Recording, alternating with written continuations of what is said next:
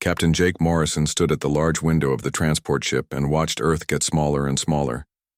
The blue planet that had been home to humans for millions of years was now just a dot in the black space behind them. Around him, on the bridge, other humans worked quietly at their stations. No one was crying or shouting. No one was angry. They were just leaving. Jake had been a military captain for 20 years before this day. He had fought space pirates and explored new worlds. He had helped build the human colonies that stretched across 300 star systems. Now he was just a transport captain, taking people away from everything they had built. The ship called New Horizon carried 50,000 humans toward the edge of the galaxy where no alien species lived. Dr. Lisa Carter walked up to Jake and handed him a small computer tablet. She was the ship's science officer and had been counting the humans leaving Earth and all the human colonies. Her face looked tired, but calm. "The final numbers are in," she said. 847 human colonies across 312 star systems. All of them are packing up and leaving just like us. Jake took the tablet and looked at the numbers. Almost 2 billion humans were leaving their homes because the Galactic Council had asked them to go. The council was made up of the most powerful alien species in the galaxy. The Xanthari were tall blue beings who loved to make deals and trade with everyone. The Vorkath looked like giant insects and had the strongest military in the galaxy. The Melini were small gray creatures who ran most of the galaxy's factories and businesses. 3 months ago, these three species and dozens of smaller ones had voted on something called Resolution 847 Delta. The resolution said that humans were too aggressive and didn't fit well with other species in the galaxy. It took away human voting rights in the council. It ended all trade deals between humans and aliens. It suggested that humans would be happier living far away from everyone else. Commander Rick Torres came onto the bridge carrying a cup of coffee. He had been in charge of the human military forces that protected the outer colonies. Now there were no human military forces left. The aliens had expected humans to fight the resolution or to argue against it in the courts. Instead, human leaders had simply said yes and started making plans to leave. "The last defense station just went dark," Rick said to Jake. "Station Alpha 7 in the Centauri system. They powered down all the defense satellites and navigation beacons before they left."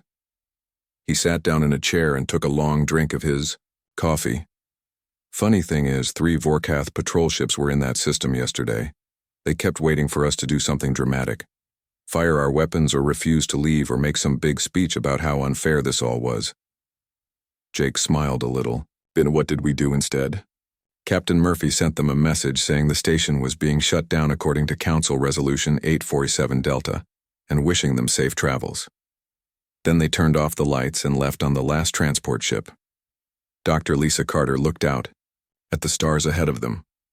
"The aliens think we're being too quiet about this. Ambassador Veltar from the Xanthari sent a message to the human government asking if we needed help with the moving process. He seemed worried that we weren't making more noise about leaving." Jake understood why the aliens might be confused. When the Melini had been forced to leave their home world 200 years ago, they had fought a war that lasted 10 years. When the Xanthari had lost their voting rights in an old council dispute, they had spent 50 years in the courts, trying to get them back. When anyone in the galaxy had been treated unfairly, they usually made a big fuss about it. Humans were different. When the council passed Resolution 847 Delta, human leaders had held a quiet meeting that lasted 3 days. President Linda Hayes had spoken to the entire human population in a short speech. She said that humans had been asked to leave, and that they would respect the council's decision. She said that humans would build new homes beyond the edge of known space where they could live the way they wanted to live. The speech had been only 10 minutes long.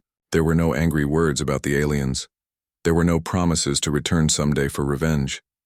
President Hayes had simply said that humans would pack up their belongings, turn off their equipment, and go somewhere else. She thanked the aliens for the years of cooperation and wished them well in the future. Now Jake watched the last of the human ships moving away from Earth. Transport ships, colony ships, research vessels, and the giant factory ships that built everything humans needed. They moved in long lines toward the edge of the galaxy like a slow parade. The alien news reports had called it the Great Human Migration. They made it sound like something important and historic. To Jake, it just felt like moving day. "Captain," said Lieutenant Amy Foster from her station, "I'm getting radio signals from some of the other transport ships. People are asking what we're going to do when we get to the Rim territories." Jake had thought about this question many times during the past 3 months. The edge of the galaxy was mostly empty space, with a few small star systems that no alien species wanted. There were no trade routes, no established colonies, no infrastructure that made life easy. Humans would have to build everything from scratch. "Tell them we're going to do what humans do best," Jake said. "We're going to figure it out as we go." Commander Rick Torres laughed. "The aliens think they know everything about us because we worked with them for 200 years. They think we're too aggressive and too emotional and too unpredictable. But they never understood the most important thing about humans." "What's that?" asked Dr. Carter. "We're really good at starting over." Jake nodded and looked back at Earth one more time. The planet was so far away now that he couldn't see it anymore. Somewhere behind them, aliens were probably already moving into the buildings humans had left behind and taking over the jobs humans used to do. They would learn to run the farms and factories and research stations that humans had built. Jake wondered how long it would take them to figure out that some things were harder than they looked. 2 years had passed since the last human transport ship had disappeared beyond the galaxy's edge. Trade Minister Veltar of the Zenthari sat in his office looking at reports that made no sense. The numbers on his computer screen showed small problems in dozens of different areas. Food production was down 3%. Manufacturing was taking longer than usual. The communication network between star systems had more delays than normal. None of the problems were big enough to worry about by themselves. But when Veltar looked at all the reports together, he saw a pattern that bothered him. Everything was working just a little bit worse than it used to work when humans were around. Veltar had been trade minister for 15 years. He was good at finding patterns in economic data. Before the humans left, the galaxy's economy had grown every year for the past century. Trade between different species had become faster and cheaper each decade. Now, for the first time in Veltar's career, everything was slowing down. He called his assistant into his office. "Quinda, I need you to run some numbers for me. Compare our current efficiency ratings with the ratings from 3 years ago, before Resolution 847 Delta was passed." Quinda was a Malini who had worked in trade analysis for 20 years. She was very good with numbers and had never made a mistake in any report she had written. She took the data files from Veltar and said she would have an answer by the next day. On the industrial world of Kepler 442b, factory supervisor Quinda was having problems that kept her awake at night. The factory she managed made electronic components for spaceship navigation systems. The work required precise manufacturing that had to be perfect every time. Even small mistakes could cause spaceships to get lost in deep space. For the past 6 months, Quinda had been dealing with equipment failures that happened more and more often. The machines that cut metal parts would stop working for no clear reason. The computers that controlled temperature and pressure in the manufacturing chambers would give error messages that the technical manuals didn't explain. The assembly robots would sometimes put parts together wrong and no one could figure out why. Before the humans left, these problems had been rare. The factory had employed 12 human technicians who seemed to understand the machines in ways that other species couldn't. When something broke down, the humans would look at it for a few minutes, make some adjustments, and get it working again. They never explained exactly what they were doing. They would just say things like, "It sounds wrong," or "The timing is off," or "This part feels loose." Now Quinda had to call technical support teams from the machine manufacturers every time something broke. The support teams were very professional and knew all the right procedures. They would run diagnostic tests and check every component according to the official repair manuals. Usually they could fix the problems, but it took much longer than it used to take. Sometimes they would fix a machine and it would break again the next week with the same problem. Quinda had started keeping detailed records of every breakdown and repair. She noticed that the human technicians had been fixing things that weren't officially broken yet. They would adjust a machine before it failed completely, replace parts that were still working but might fail soon, and make small modifications that weren't in any manual, but somehow made everything run better. The technical support teams only fixed things after they broke completely. They followed the official procedures exactly, but they never made the small adjustments that prevented future problems. In the outer systems near Vorkath military territory, Commander Zekmoth was reviewing patrol reports that worried him more each week. His military forces were responsible for keeping space pirates and smugglers away from the major trade routes.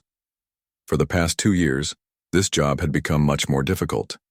The problem wasn't that there were more criminals than before. The problem was that Zekmoth's ships kept getting lost or running into dangerous situations that used to be easy to avoid. 3 exploration missions had been lost completely in the past year. 2 patrol ships had been damaged by asteroid collisions. That should never have happened. 1 supply convoy had taken the wrong route through a nebula and had been missing for 6 weeks. Before the humans left, Zekmoth's forces had included human scout ships and human navigators. The humans had mapped all the dangerous areas in Vorkath space and had marked safe routes through asteroid fields, around unstable stars, and past areas where space pirates like to hide. Human pilots seemed to have an instinct for avoiding trouble that Vorkath military computers couldn't replicate. Zekmoth still had all the maps and navigation data that the humans had created. The computers could calculate safe routes just as well as they ever could. But somehow, following the computer routes led to more problems than following human recommendations had. The humans had marked certain areas as dangerous during specific times of year when solar radiation was high, or when asteroid orbits brought them close to shipping lanes. They had noted which nebulas had unusual magnetic fields and which star systems had pirates operating nearby.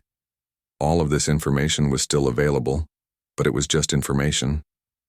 The human scouts had provided something more than data. They had provided judgment about when to trust the computers and when to trust their instincts instead. On the agricultural world of New Kansas, Zenthari Administrator Helnix walked through fields of grain that should have been ready for harvest. The plants looked healthy and the weather had been good for the entire growing season. But the harvest would be 20% smaller than last year's harvest, and last year's harvest had been smaller than the year before. Helnix had managed agricultural worlds for 30 years. She understood soil chemistry, crop rotation, irrigation systems, and pest control. She had read every report that the human farmers had written about New Kansas during the 40 years they had lived there. She was following all of their procedures exactly.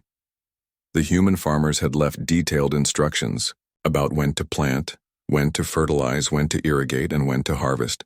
They had documented which fields were best for which crops, how to rotate crops to keep the soil healthy, and how to spot early signs of plant diseases or insect problems.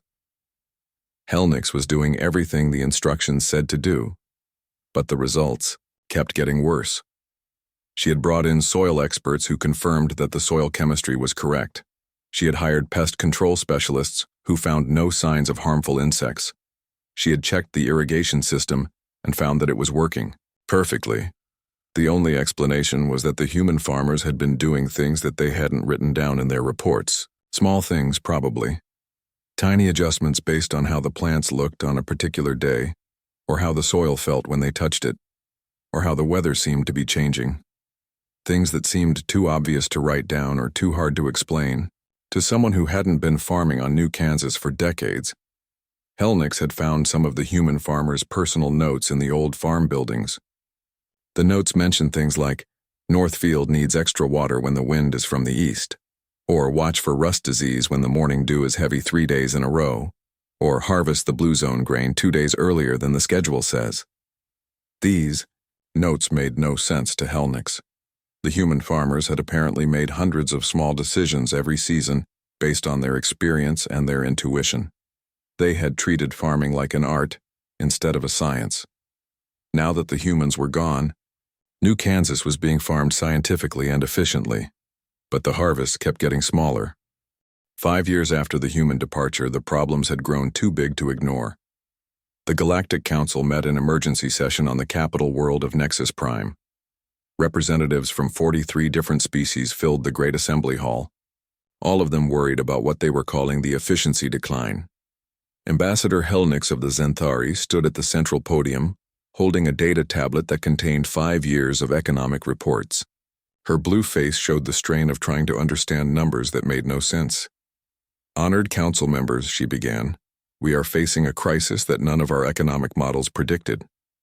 The massive display screens around the hall showed graphs and charts that told a story of slow decay.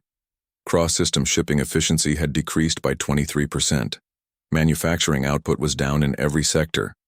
Agricultural yields had fallen on every world where humans had previously worked. Even the basic maintenance of space stations and orbital facilities was taking longer and costing more than it had before Resolution 847 Delta. "These problems affect every aspect of our civilization," Helnix continued. "Trade routes that functioned smoothly for centuries now suffer constant delays. Our shipping schedules that were once reliable now require constant adjustment. Navigation systems that never failed now require frequent recalibration." In the Vorkath section of the assembly, Military Commander Zekmoth shifted uncomfortably in his seat. His own reports were even worse than the economic data. The Vorkath military had suffered 3 major defeats in the past year, against enemies they should have defeated easily. Space pirates who had been minor annoyances were now serious threats. Smuggling operations that had been kept under control were now expanding across multiple star systems. The worst incident had happened 2 months ago in the Andromeda sector. A fleet of 12 Vorkath warships had been ambushed by 40 pirate vessels using tactics that seemed impossible to predict. The pirates had somehow known exactly where the Vorkath ships would be and had set traps that exploited weaknesses in standard military formations. 8 Vorkath ships had been destroyed and the remaining 4 had barely escaped. Commander Zekmoth had studied the battle recordings dozens of times. The pirate tactics were unlike anything he had seen in his 30 years of military service. They were creative, unpredictable, and incredibly effective. They reminded him of the way human military advisors had thought during joint operations years ago. When the time came for military reports, Zekmoth stood and addressed the council.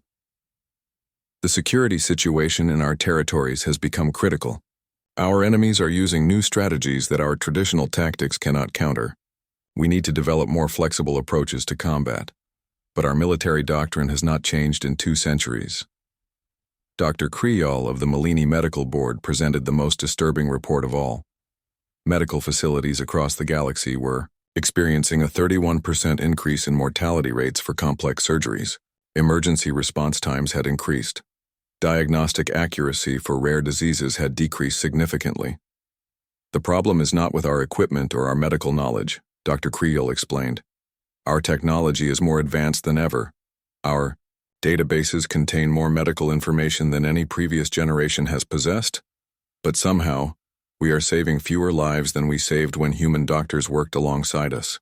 Dr. Kriol had worked with human physicians for 15 years before the departure. She remembered how human doctors seemed to notice things that medical scanners missed. They would look at a patient and somehow know that something was wrong even when all the test results appeared normal. They would suggest treatments that weren't in the standard medical protocols but worked better than the approved methods. Human doctors had called this clinical intuition, but Dr. Kriol had never understood what they meant. Now she was beginning to realize that clinical intuition might have been the difference between life and death for thousands of patients every year. The communication network problems were perhaps the most visible sign of the decline. Engineer Trixon of the Malini had been struggling for 2 years to maintain the galaxy-wide communication system that connected all inhabited worlds. The system used quantum entanglement transmitters and subspace relay stations to send messages instantly across vast distances.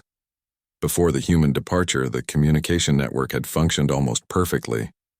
Messages reached their destinations within minutes, and system failures were rare. Now cascade failures happened every few weeks, causing communication blackouts that could last for days. Trixon had discovered part of the problem by accident.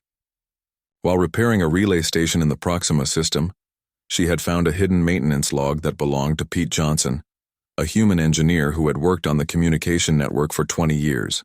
The log contained thousands of entries describing small modifications, workarounds, and adjustments that Pete had made to keep the system running smoothly. Most of the modifications were things that Pete had never reported to his supervisors because they seemed too minor to document officially. He had rerouted signals around weak transmitters, created backup pathways through relay stations that weren't officially connected, and modified software to compensate for hardware problems that hadn't been fixed yet.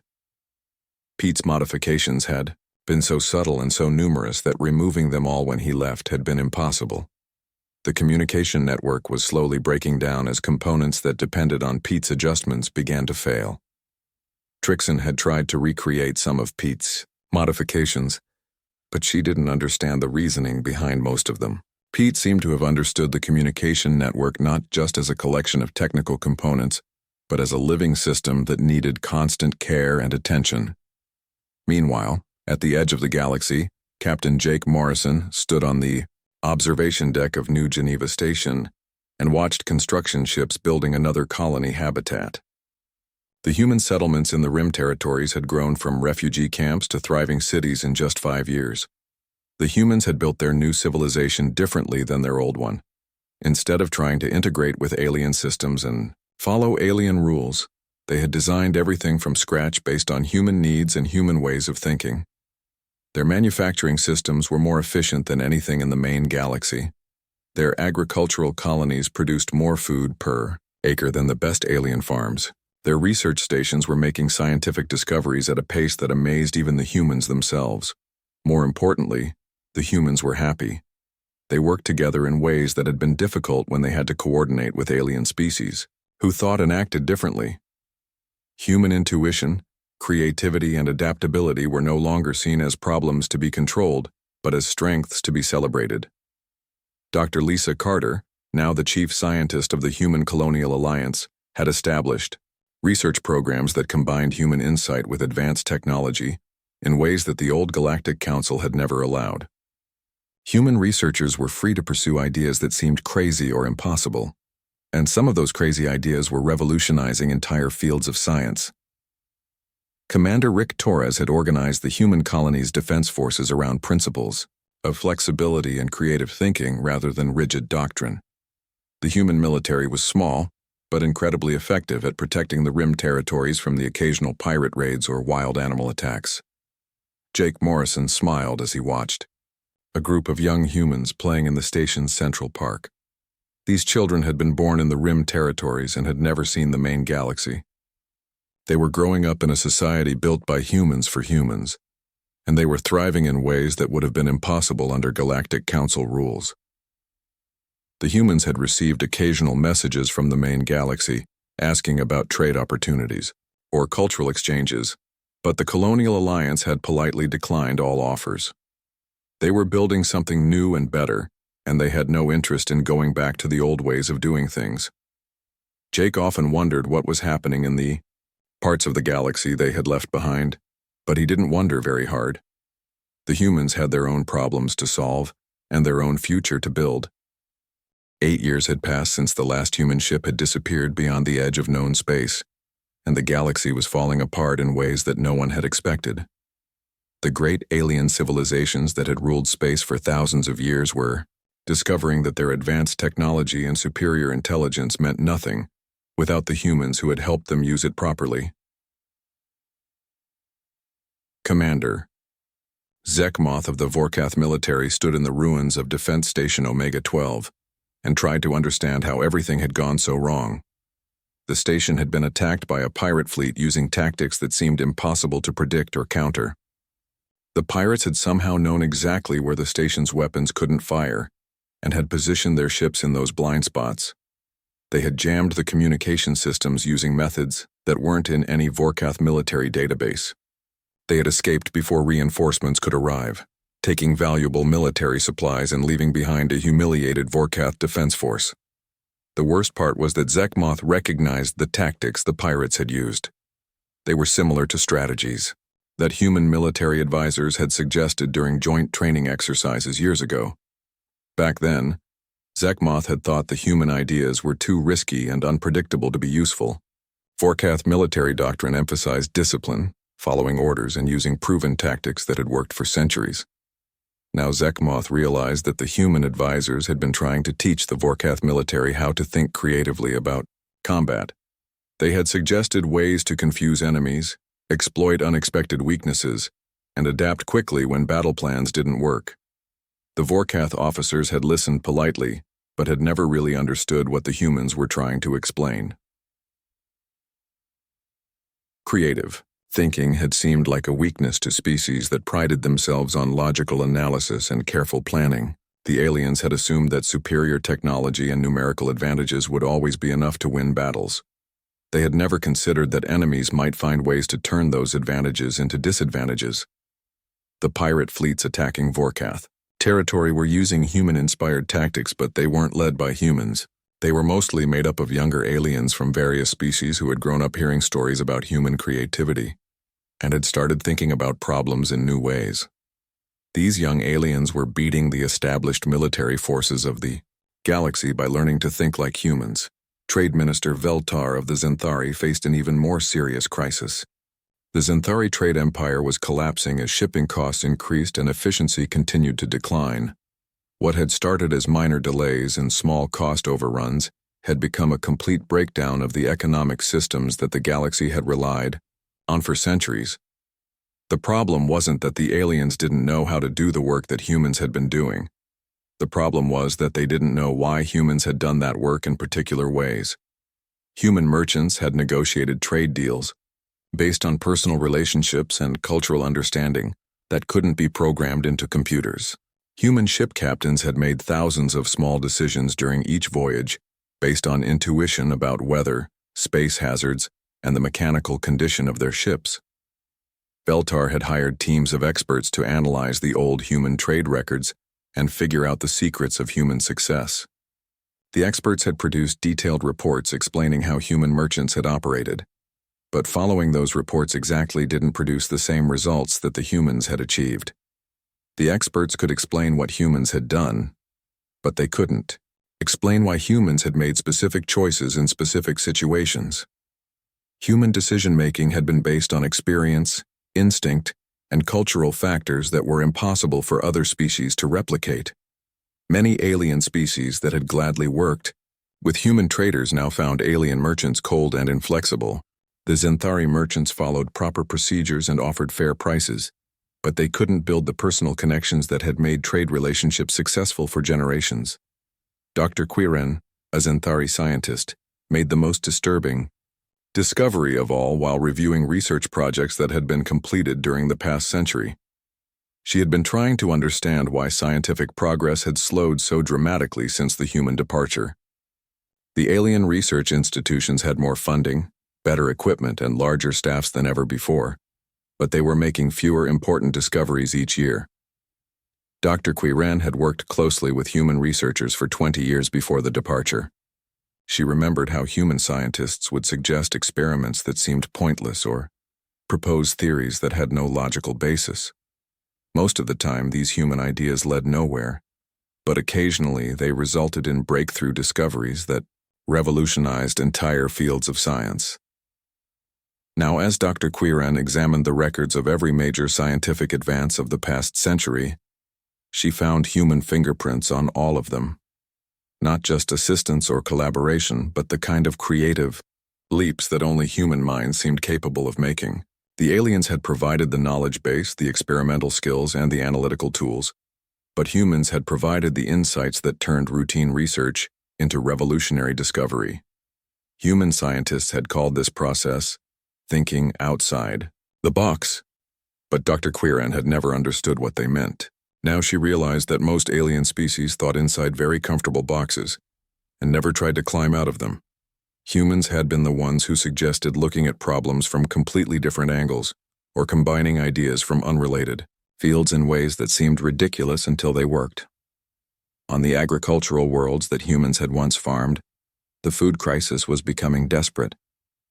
Crop yields had continued to decline every year since the human departure, and some worlds were facing actual famine. The alien agricultural experts had followed all the procedures that human farmers had documented, but they were missing something essential that the humans had never written down. Malini Agricultural Minister Deska had visited dozens of former human farming colonies trying to understand what was going wrong. The soil was healthy, the weather was normal, and the equipment was functioning properly, but the crops were smaller and weaker each year, as if the land itself had forgotten how to grow food properly. Deska had finally found part of the answer in the personal diary of a human farmer named Bill Parker, who had worked on New Kansas for 30 years.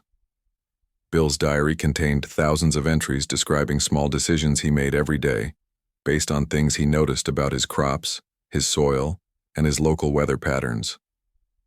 Bill would plant certain crops a few days earlier, or later than the official schedule suggested, because he had learned to read subtle signs in the way plants responded to temperature and moisture.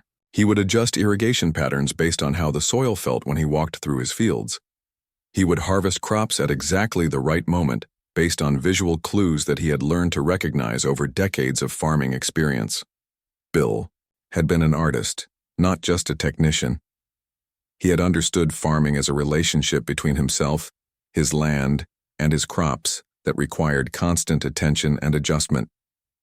The alien farmers who had replaced him were following the same procedures Bill had documented, but they were missing the thousands of small intuitive decisions that had made Bill's procedures work.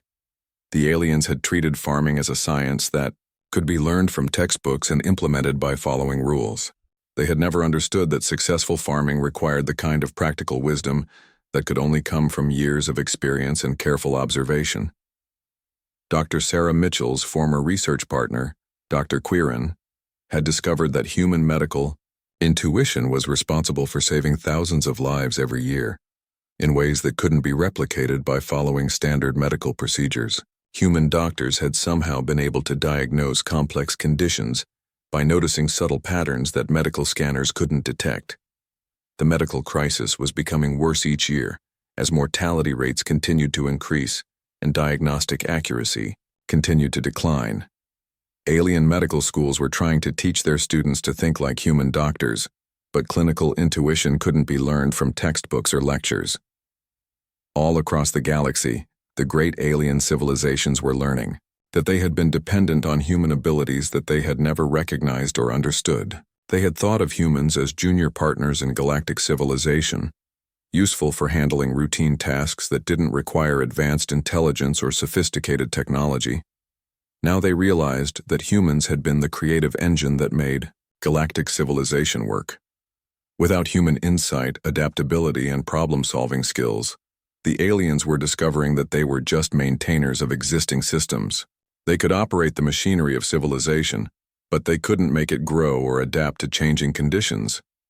The galaxy had become a place where everything worked according to the rules, but nothing worked as well as it used to work when humans were around to bend the rules when necessary.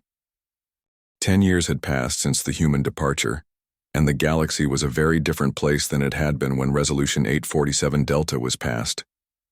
The great alien civilizations had spent a decade learning that what they had dismissed as human weaknesses were actually human strengths that kept galactic civilization functioning properly.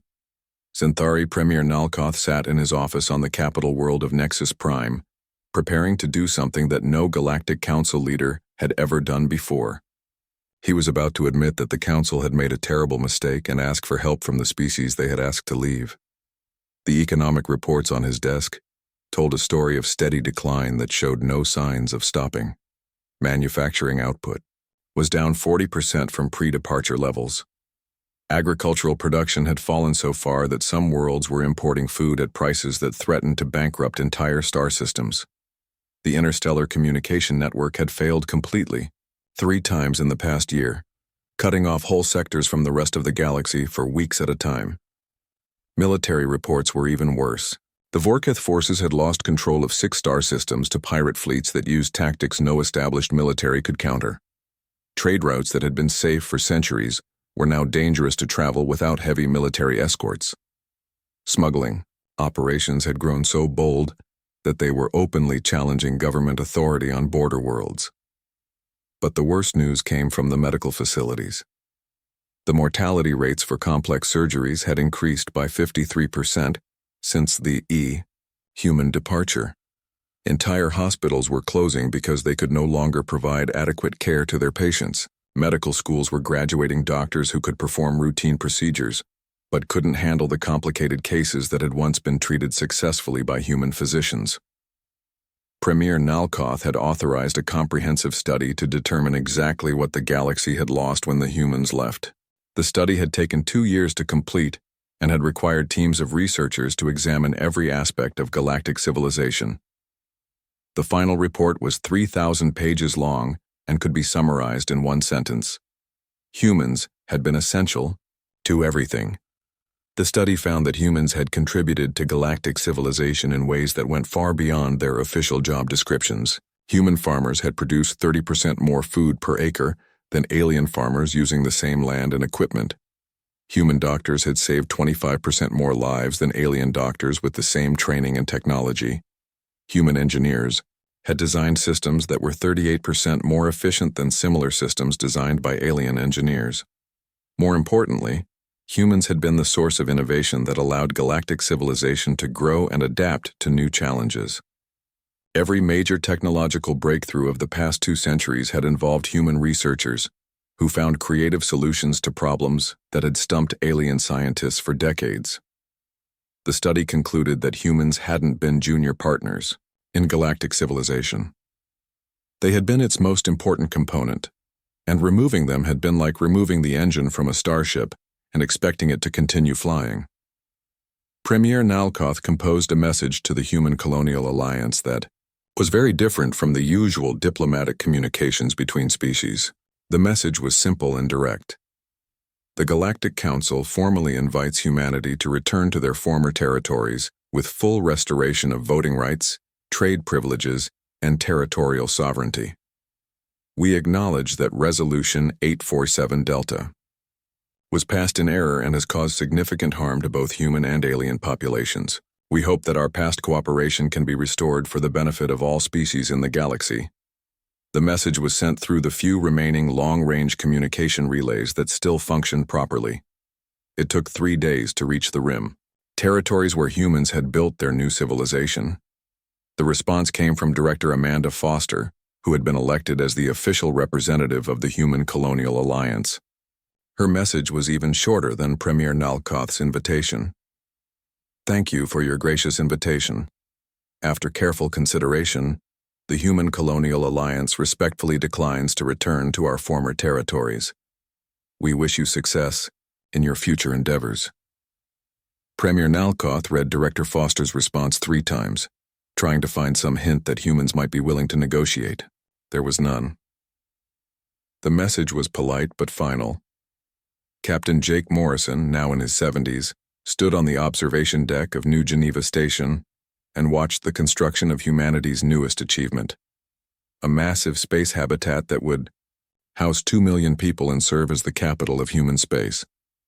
The habitat incorporated design principles that no alien architect had ever imagined and used technologies that human scientists had developed during their 10 years of independence.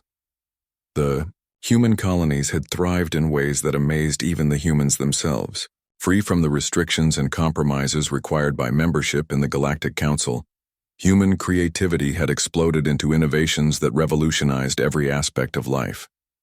Human agriculture now produced 3 times as much food per acre as the best alien farms. Human manufacturing created products that were cheaper, more durable, and more efficient than anything available in the main galaxy. Human research facilities were making scientific discoveries at a rate that would have been impossible under the old system. Most importantly, the humans were happy. They worked together without the cultural conflicts and communication problems that had always complicated their relationships with alien species. Human intuition was valued instead of being seen as a flaw. Human creativity was encouraged instead of being controlled by alien regulations. The Rim territories had become home to pure human civilization for the first time in 2 centuries. Children grew up learning human values and human ways of thinking, without having to adapt to alien expectations. Artists created works that expressed purely human emotions and ideas. Scientists pursued research based on human curiosity rather than alien priorities. Dr. Lisa Carter, now the chief scientist of the Human Colonial Alliance, had established research programs that combined human insight with advanced technology in ways that produced results no alien scientist could match. Her teams were working on projects that would have been impossible under Galactic Council regulations, experiments that were too risky, theories that were too speculative, and inventions that were too revolutionary for conservative alien approval. Commander Rick Torres had organized the Colonial Defense Force around principles that emphasized flexibility, creativity, and rapid adaptation to changing situations. The human military was small but incredibly effective, and their tactics were studied by young aliens throughout the galaxy who were trying to learn how to think like humans. Jake Morrison had heard rumors that thousands of young aliens from various species were requesting permission to immigrate to human territory. They wanted to live in a society that valued creativity and innovation more than tradition and stability. The Colonial Alliance was considering some of these requests, but carefully. They had worked too hard to build their new civilization to risk damaging it by growing too fast. The most interesting development was that some alien species were starting to change their own societies to be more like human societies. They were encouraging creativity in their schools, promoting innovation in their research institutions, and teaching their military forces to think more flexibly about problems. The humans had won without fighting a single battle. They had simply left the galaxy alone and built something better somewhere else. Now the aliens were trying to copy what humans had built, while the humans continued to innovate and stay ahead of everyone who tried to catch up. Director Amanda Foster often received messages from alien leaders asking for advice on how to solve problems that humans would have handled easily. She always responded politely but never provided the solutions the aliens were looking for. The humans had learned to take care of themselves, and they were not interested in taking care of anyone else. Jake Morrison smiled as he watched a group of human children playing in the station's park. These children had been born in freedom and had never known what it was like to live under alien rules. They were growing up to be the kind of humans that earlier generations had only dreamed of becoming. Fully creative, completely confident, and totally free to become whatever they chose to be. The galaxy had learned too late that humans weren't just another species that could be managed and controlled. They were the creative force that made civilization grow and adapt and thrive. Without them, the great alien civilizations were slowly becoming museums of their own past glory. The humans didn't need to return to claim victory. Their victory was the civilization they had built in the places where no one else wanted to live. It was a civilization that worked better than anything the galaxy had ever seen, and it belonged entirely to humanity. The galaxy could keep its rules and regulations, and ancient traditions. The humans had something better, a future that they were creating for themselves, one innovation at a time.